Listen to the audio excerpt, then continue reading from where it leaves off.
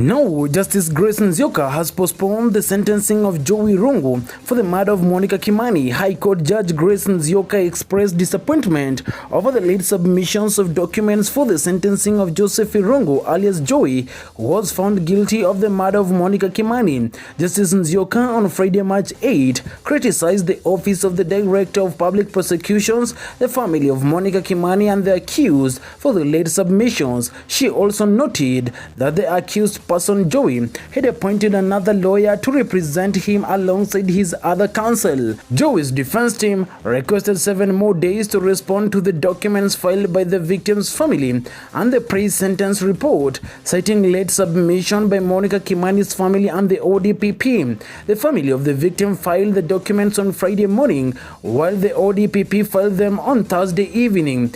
Jowie's lawyer said this in a quote, "Because of the late service, we need to digest what has been filed for us to be able to address the court," end of quote. However, Justice Nzioka declined to grant the accused's request for 7 more days. She instead postponed the sentencing to Wednesday, March 13, to allow the accused to file the necessary responses by Monday, March 11.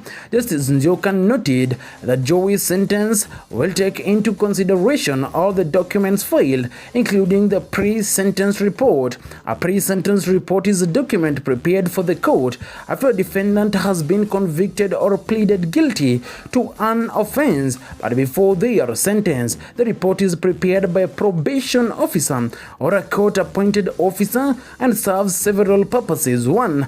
Assessment of the defendant. It provides a detailed assessment of the defendant, including their background, character, mental and physical condition, and any other relevant factors that might influence the sentencing decision. 2. Risk evaluation. The report evaluates the risk the defendant poses to the public and the likelihood of reoffending. This risk assessment helps in determining the most appropriate sentence to reduce the chances of future offenses.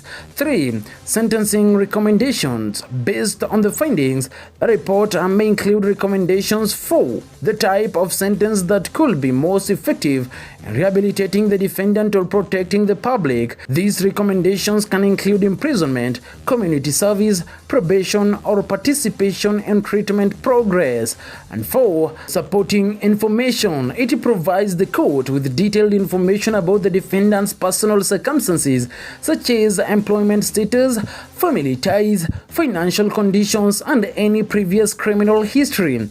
This information aids the judge in understanding the context of the defendant's actions and in making a more informed sentencing decision.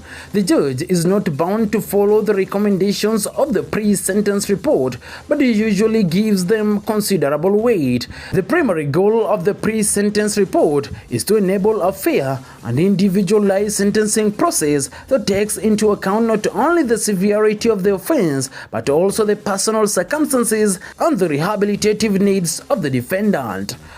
This is Cuba News.